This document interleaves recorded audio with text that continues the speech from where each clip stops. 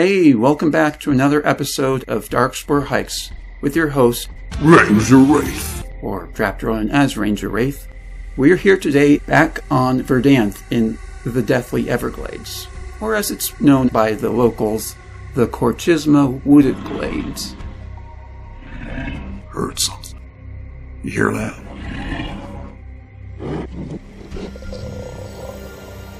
Anyways, this is a more swampy area, and we're currently in the lowlands, and I gotta say, I really like the colors. Kinda reminds me of like orange chicken sauce, kinda, or autumn leaves, even though the trees don't seem to be, well, those ones are kind of autumn-like. Anyways, I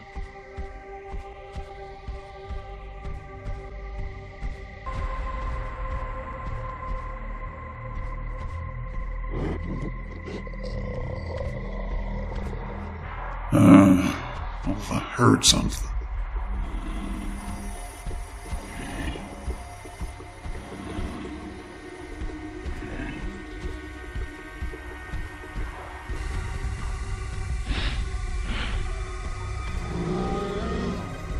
Well, now that's strange. Sounds kind of different from the first critter we heard, but where is it? What is it for that matter? Now hold up. Thought I saw something down there. Alright, okay. I think I see what kind of critter we're dealing with down here.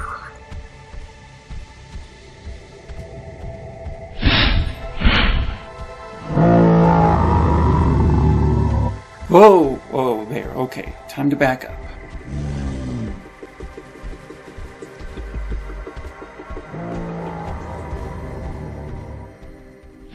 Okay, it looks like we put some good distance between us.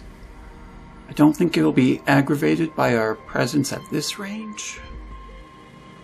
Alright, let's take a look at what's been making all that noise down here in the marsh. The mossy woodbeast.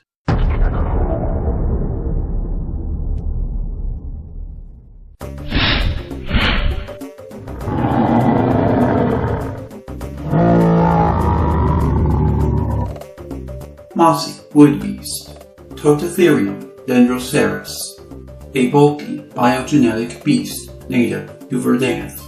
Its horn is made of a material that is molecularly similar to hardwood.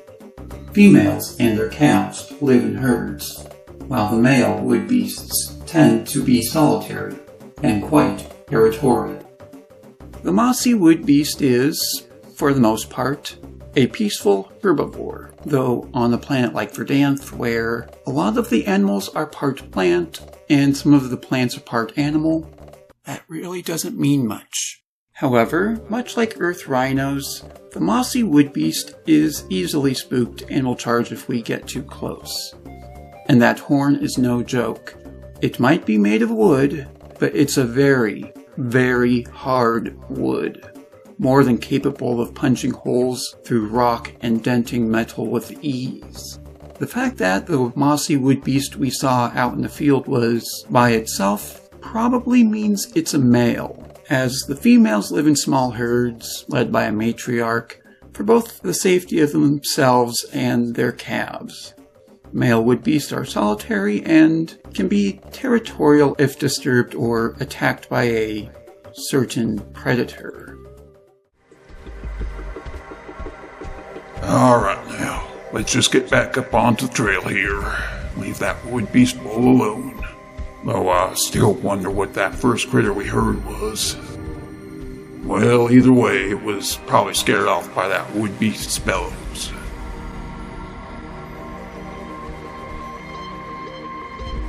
I like that. Nice little transition. Oh, lovely plants. Very lovely. Oh, that sounds like whatever smallness has come back. Oh yeah, it's come back. Now that we put some distance between us and the mossy woodbeast, it's probably back to stalking us. Better keep on. Oh, I heard something else.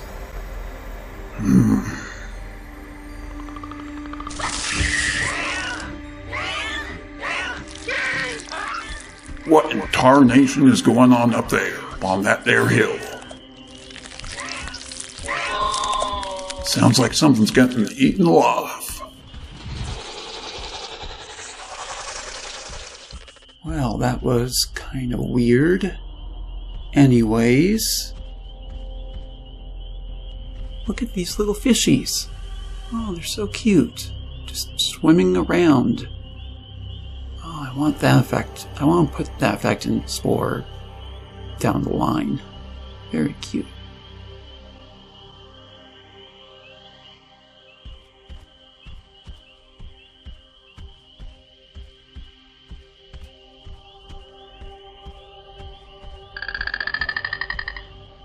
Now, I do recognize that sound. The kind of sound that only comes from a hypnomantis. It's a little different from the hypnomantis I used to fight back in the day, which Probably means we might be in the presence of a certain species of hypnomantis. Aha, there it is. It looks to be a mesmer mantis.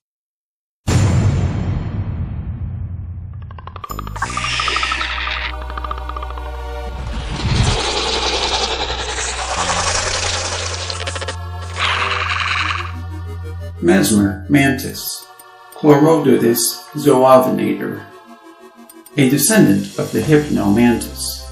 The mesmer mantis has a system of bioluminescence, both on its body and the green orbs of light around it, used to both lure in and mesmerize its prey. Once a target has been mesmerized by the dazzling lights, the mantis strikes. Much like the emerald toxoraptor, the hypnomantis is another iconic biogenetic darkspore creature, as it too was featured in a creature template challenge by Maxis Cactus. In fact, the hypnomantis template came in two varieties, one that used parts from the Creepy and Cute parts pack, and the other with just vanilla core spore parts, as I guess they figured it wouldn't be fair to exclude players who didn't already have the paid DLC pack installed on their copies. I used the CNC parts version as a base for this mesmer mantis, but don't look at him for too long. Doing so might make you dizzy.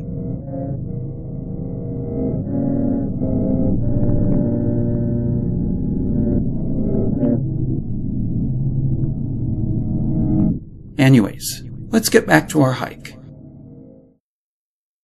Well, judging by the sound of things, I reckon that mesmer mantis must have just finished up eating some little critter it lured in. Which means we probably don't need to worry about it coming after us. Oh, look at that. That is so cool. I'm glad I added that to my mod, but I really wish I added the broken aqueduct pieces too. Such a missed opportunity. Oh well, maybe I could add them again in a later. It's back. Okay, we better keep moving. If it is what I think it is that's following us, staying in one place for too long could be fatal. There's a certain critter that lives out in these here parts that I suspect might be stalking us. Though it does seem to have finally left us alone. Which leads us into the final creature we'll be showcasing today. The very creature that has been stalking us from the canopy above. The Fungal drop bear.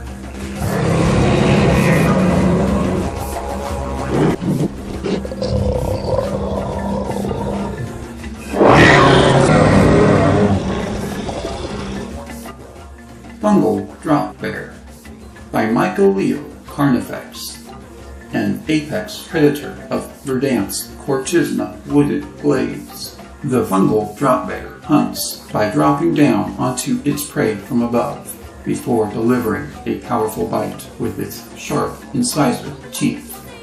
The fungi that sprout from its body act as a waste management system, thus the fungal drop bear's organs for dispelling nitrogenic waste have since become vestigial. The fungal drop bear is a creature that went through several redesigns before I eventually wound up settling on this design. It was originally going to be a bit more tardigrade-like in appearance, but trying to balance that with elements of Thylacoleo and fungi was a bit much for me. Anyways, the fungal drop bear is based on, well, the drop bear, the mythical koala-like creature from modern-day Australian folklore, which itself, and I think this is entirely coincidental, is sometimes speculated to be a late surviving Thylacoleo by some cryptozoologists. And so, naturally, I used the extinct predatory diprotodontid as the other basis for my fungal drop bear's design, from the powerful shearing incisor teeth to the large thumb claw to its largely arboreal hunting and lifestyle. The fungal drop bear of this region are notorious among the indigenous eucalyptid folk of the Deathly Everglades / Corr'chisma Wooded Glades, crashing down from above and incapacitating prey before they have a chance to react. There are a few ways of warding off a potential fungal drop bear attack, allegedly at least, such as not standing beneath certain trees for too long, frequently looking up at the canopy, and pissing yourself. Yeah, clearly one of these precautions is not like the other... Excuse me? I can't get through here. The minimap says I should, but whatever. We'll just go around.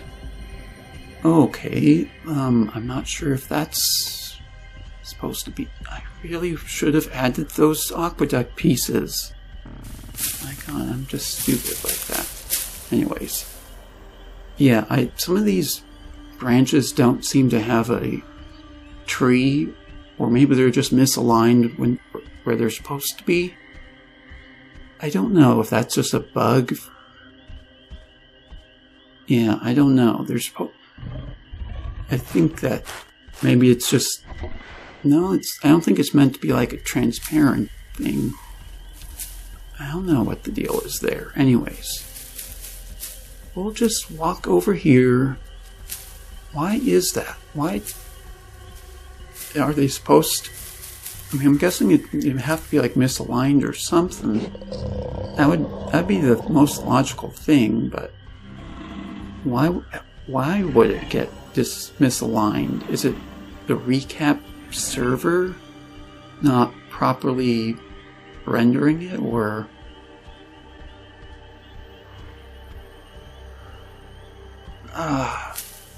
Such missed opportunity. I'll probably add them again in a future update.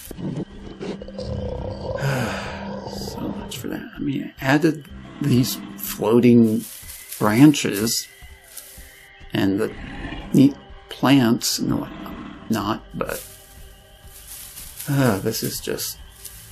If only I could find a way to import the water effect. That'd be nice. It is down here. Because, I've been making my mod for Darkspore Objects mod for a while now, and I do want to eventually have like a sequel mod that adds like special effects from Darkspore, and I just don't. Can I please just get past these damn plants? What? What just happened? Did I just... Oh no. Connection to genetic hero has been lost. Attempting to reconnect in 3, 2, 1...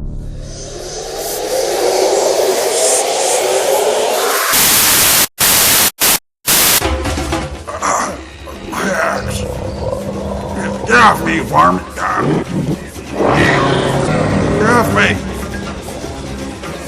The axe! I can't reach it! No! Not there!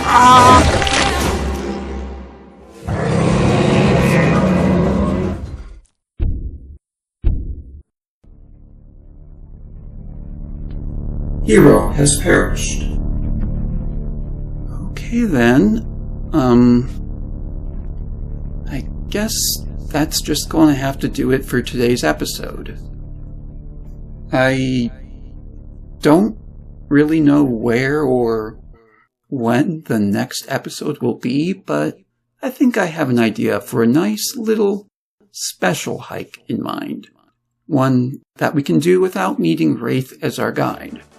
So, next time on Darkspore Hikes, we'll be returning to Infinity and visit a special region that is known as the Crown Jewel and the last bastion of nature left on the planet, the organic state, and see what it's all about. So, until then, take care everyone, and think habitat.